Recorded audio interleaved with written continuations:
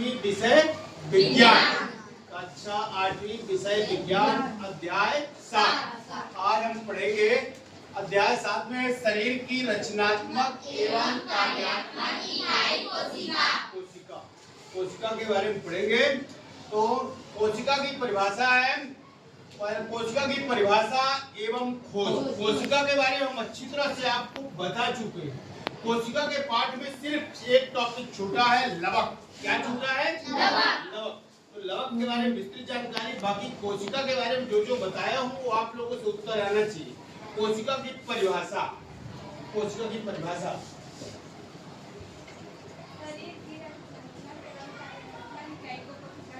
शरीर की रचनात्मक एवं कार्यात्मक इकाई को कोशिका कहा जाता है। अंग्रेजी में है कोशिका को सेल कहते हैं। Cell is a unit of life. Cell is a unit of life, ये अंग्रेजी में परिभाषा है। ठीक है। कोशिका की खोज किसने की थी बताइए? रॉबर्ट हुक नामक वैज्ञानिक ने सन 1665 कौन से सन में? 1665 में की थी। रॉबर्ट हुक नामक वैज्ञानिक ने सन 1665 में की थी।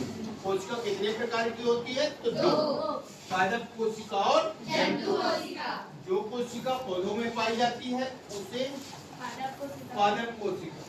जो कोशिका पौधों में पाई जाती है उसे पादप कोशिका। जो कोशिका जंतु कोशिका की परिभाषा, जो कोशिका बिल्कुल, जो कोशिका जंतुओं में पाई जाती है उसे जंतु कोशिका कहा जाता है। ठीक है। अब इसके बाद इसमें है कोशिका सभी अंगों के बारे में आपको बता दिया गया है चित्र द्वारा। अब आपको कोशिका का नियंत्रण कक्ष किसे कहते हैं? तो केंद्रक को। किसको कहते हैं? केंद्रक को कहा जाता है। क्यों कहा जाता है?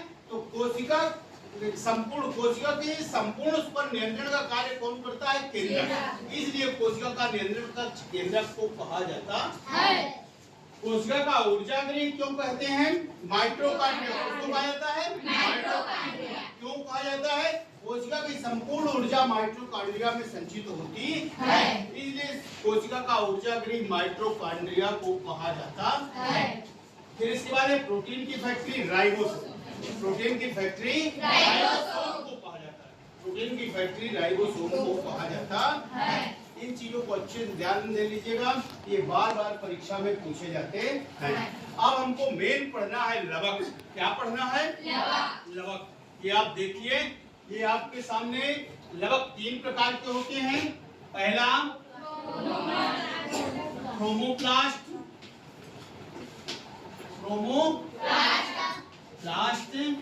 और दूसरा है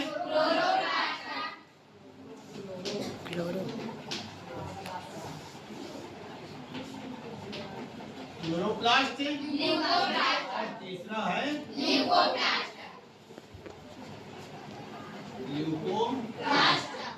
ल्यूकोप्लास्ट। ये क्या है? पादप कोशिका में पाए जाते हैं। लवक या वर्णक इन्हें कहा जाता है। तो क्रोमोप्लास्ट जो है वो लाल रंग के लिए, कौन से रंग के लिए? लाल रंग के लिए। और क्लोरोप्लास्ट जो है वो हरे रंग के लिए। किस रंग के लिए? हरे रंग के लिए। और ल्यूकोप्लास्ट जो है वो सफेद रंग के लिए। कौन से रंग के लिए? सफेद रंग के लिए। ये रंगीन वर्णक है जो तीनों अलग अलग रंगों को दिखाते हैं। जैसे मूली में कौन सा लवक होगा? गुड। अगर समझ में आ गया तो इस तरह जवाब आना चाहिए। मूली में ल्यूकोप्लास्ट। लाल सेव फल में कौन सा लवक? क्लोरोप्लास्ट। ये मिर्च है, मिर्च में हरे कलर की, इसमें कौन सा लवक? क्लोरोप्लास्ट। तो इस प्रकार से हम लवक के बारे में जानकारी प्राप्त कर लिए। अब आपको ये कभी नहीं बोलेगा कि कौन सा लवक कौन से कलर में होता है, इसीलिए हम सहायक शिक्षण सामग्री का अवश्य उपयोग करते हैं। ठीक है। तो इस प्रकार से अब आपको पढ़ना जरूरी है। क्या जरूरी है? पढ़ना। और आप अच्छे विद्यार्थी हो तो आप में ये 5 लक्षण होना चाहिए। संस्कृत का एक श्लोक, काक चेष्टा बको ध्यान।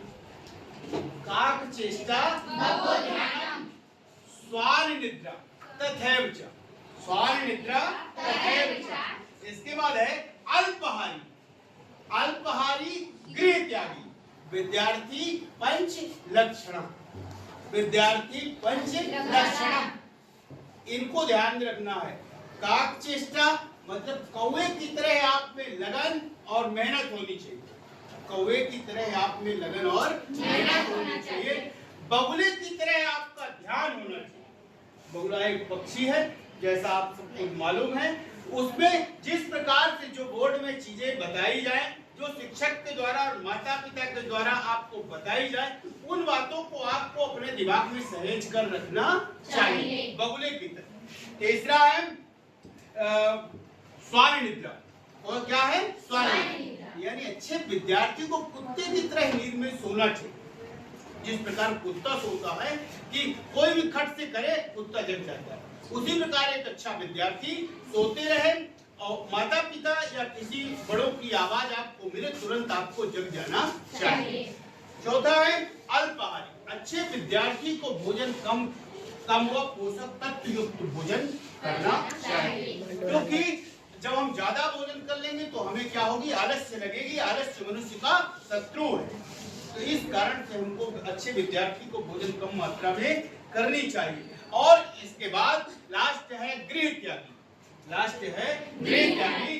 अगर आपको विद्याध्ययन के लिए कहीं बाहर भी जाना पड़े तो निश्चित तौर पर आपको पढ़ाई के लिए बाहर का भी सफर करना पड़े तो करना चाहिए। पर ये अच्छे विद्यार्थी के 5 लक्षण हैं। आप सब लोगों में ऑलरेडी ये हैं, पर और प्रयास करना है कि अगर इनमें कुछ छूट रहे हैं तो उनके लिए हमको प्रयास करना चाहिए। बस।